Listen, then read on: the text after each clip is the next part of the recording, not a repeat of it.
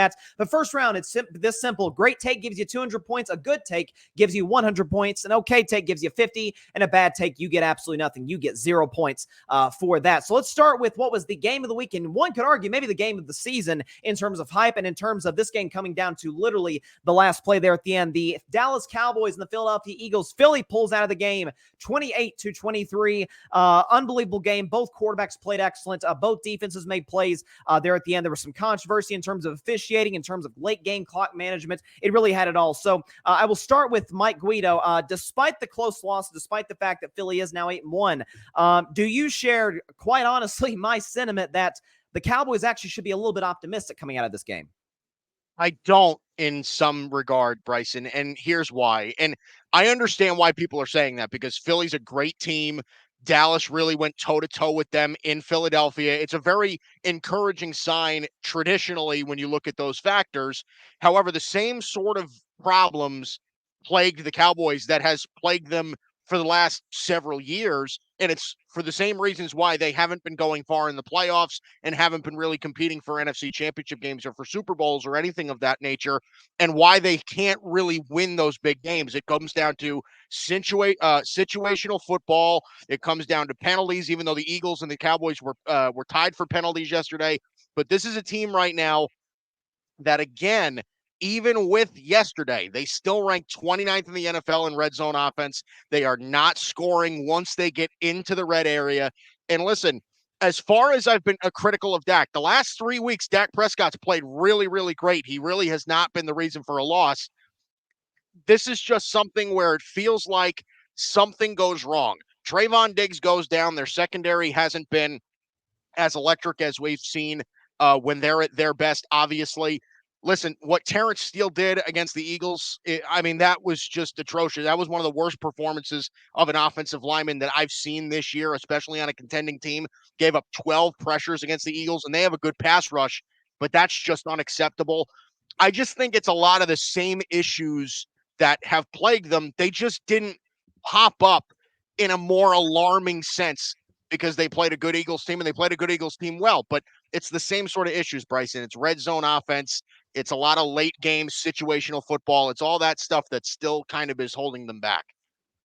That's totally fair, and that's been a legitimate criticism of Mike McCarthy for a long time, ever since he's been in Dallas. Is, man, the late game execution, the playoff innings the last 2 years have left a lot to be desired, and obviously not being able to cash in the red zone when they are literally within 10 yards of shocking the Eagles and getting an unbelievable win. So there's sort of the case that, hey, is Dallas sort of just grasping for a moral victory, which Dallas being at the spot they are as a contender, a true contender in the NFC, maybe that shouldn't be the standard. So John, now, do you think Dallas, John, should feel confident or be in a position where they're like, hey, we feel good coming out of this game?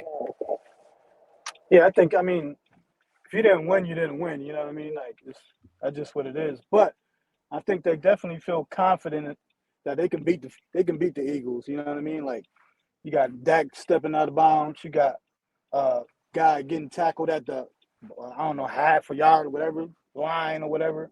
So I think they definitely know they can beat the Eagles, and they should have beat the Eagles. I think they got confidence with that. I think they definitely didn't lose no confidence. I think, if anything, they knew they had the game. And, 1 or 2, like I said, 1 or 2 inches is literally to define the game. So I think they got more confidence come after the game than they did before the game. You know what I mean? Especially going into Philly, which Philly, is one of the top teams in the league for the last 2 years. You know what I mean? And division rivals. And like I said, they should have won the game. So I think they come out with confidence that, they could beat the Eagles.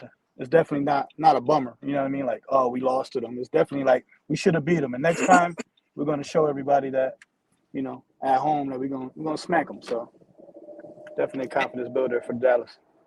And Dallas does play Philadelphia in 5 weeks on Sunday Night Football in Jerry World, so you have that component as well. And look, you sort of allude to the fact that not all losses are created equal, in the sense that Dallas 4 weeks ago gets the doors blown off them against San Francisco. It feels like the sky is falling. Now you play a true NFC contender, maybe the best team in the conference, on the road down the wire. So there is some legitimate some high points to a certain degree that they can take from that. Finally, with you, Alfred. Now I know you've been a Cowboys skeptic for most of the season. Do you think the Cowboys should have any sort of confidence in a way coming off of that game against Philadelphia? Confidence, no. And as the great Jay-Z once said, moral victories are for minor league coaches. The Cowboys had 2 big issues in that fourth quarter. Now, if you look at the game on paper, yes, Dak Prescott, 357 yards, 3 touchdowns, no turnovers. He had a great game, but he could not finish the game. With 10 minutes to go in the fourth quarter, we all saw that play. I forget the backup tight end's name, but on the goal line, at 4th and goal on the goal line, he has a completion that couldn't get into the end zone. That's number one. And people seem to overlook the body language and the energy of the Cowboys because football is just as mental as it is physical. I don't know if any of you fellas noticed, but with 122 left to go in the fourth, when they were trying to make that comeback drive, they were jogging to the line of scrimmage after completed passes. No sense of urgency. So I think I can't be proud. I can't be proud of, if I'm a Cowboys fan or even somebody who supports the organization, I can't be proud of that loss because the energy wasn't there. And then when it mattered the most, you couldn't move the ball. So again, like you said, they play each other in 5 weeks. This time it's at home because, road games are a thing. The Philadelphia crowd did play a factor. So, things could be different when they go to Dallas. But if you can't move the ball on the goal line, that's scary. So, and also, again, you got guys hot dogging it with 1:22 left in the fourth when you're down, trying to score and come back in the game. So, if I was Coach McCarthy, those two things would have got me livid. That's fair. I mean, I don't know about the jogging the line because if they were jogging the line, the clock was moving. That's one thing, but because again, like I mentioned earlier with Mike, clock management has been a huge factor, a huge concern with McCarthy for a long time. But it's fair. They weren't able to cash the red zone. Frankly, that's the knock on this Cowboys offense is that's really the weakness. They haven't been good all season long in the red area and cashing in, whether it's when not getting touchdowns, whether it's coming up short on fourth down. So you bring up some fair points. So let's get to our point. If I can speak today, our point totals here after the first round. Mike, I don't know if I totally agree with you, but I thought it was a great take in the sense that the Cowboys pushed them to the wire, but in the same sense, it kind of felt like the typical close Cowboys loss, like really good. They looked talented and Dak played well and all that, but just not enough. The execution wasn't good. And as for Philadelphia, the execution outside of that last drive defensively was nearly flawless as it tends to be throughout most of the season. So I thought that was a great take by you. Good take by John Rivera. That you brought up the point about in terms of there are a few inches here, a few inches there. The pass to Schoonmaker on the goal line. Dak stepping out of bounds of a 2-point conversion. But I thought a good take by you, Alfred. I'm not gonna lie to you, not a bad take. I'm actually gonna give you a great take as well, my man.